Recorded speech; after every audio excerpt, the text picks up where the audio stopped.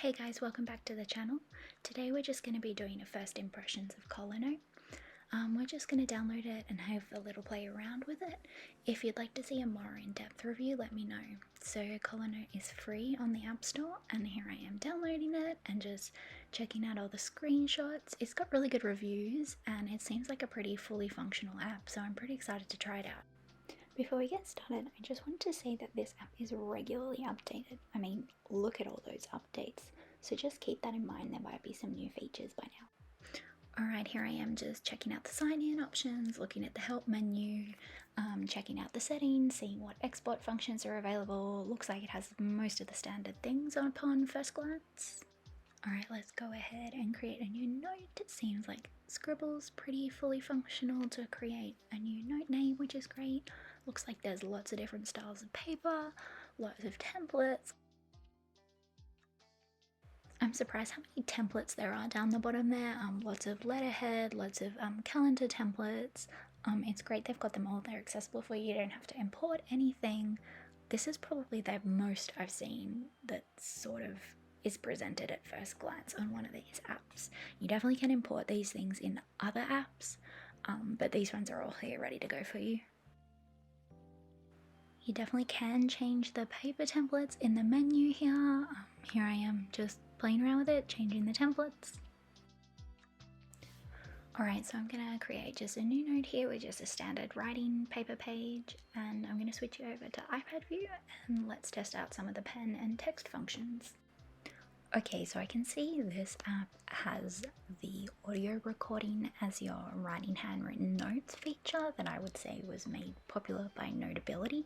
So as you can see when I play back the audio here, you will see that the handwriting is highlighted at the same time as the audio note was played, if that makes sense. So that's a really great feature and amazing for that to be on a free app. So here I'm just playing around with the pen settings. Here I changed the pen width. The pen is really nice to write with. You can see you can change the opacity, you can change the colors, you can change the width.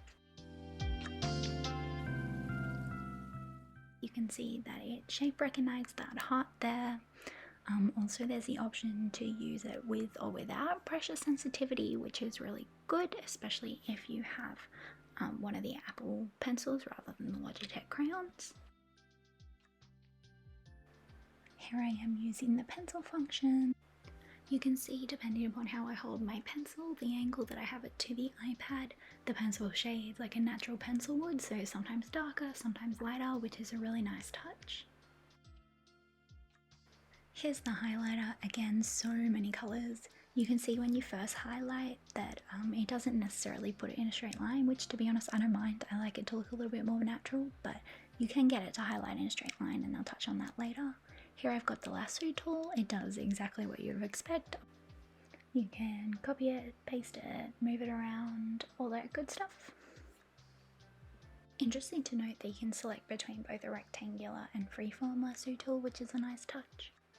Here I am using the recognize text function on the lasso tool, and this will make this selected part into text that I can then move around. And here you'll see if you use this shapes tool with your highlighter, now you can get it in the straight line. You can draw shapes and it will snap to the shape that you've drawn. So there's support for type text too. You can see when I bring up that menu, I can either type with the keyboard or I can use the scribble function on my Apple Pencil. I will say, however, that this puts it in a text box, kind of like GoodNotes, which is great for a lot of use cases, but I personally prefer the option to have it format like a word processing program, like Notability has the option to do as well, but if you're primarily handwritten notes, you might prefer this method. You can see I can change the font. There are a million colors, which seems to be a feature of this app, lots and lots to choose from. I will also just briefly mention that there's a layering feature here when you select something, which is really cool. It allows you to bring something to the front or send it to the back. This is not something I've seen in basic note-taking apps before. This is normally reserved for those design type apps like Adobe and Procreate. So now we're going to take a look at some presenting tools. So you can see in this app there are so many laser pointers, which I love. You'll love this too if you're someone who likes to present from your note-taking apps. So I showed you the shapes tool before, which is how you can get a straight line, but they also have a ruler. This will be familiar to you if you use Apple Notes. And in terms of the eraser, you can choose if you want a whole eraser or a partial eraser.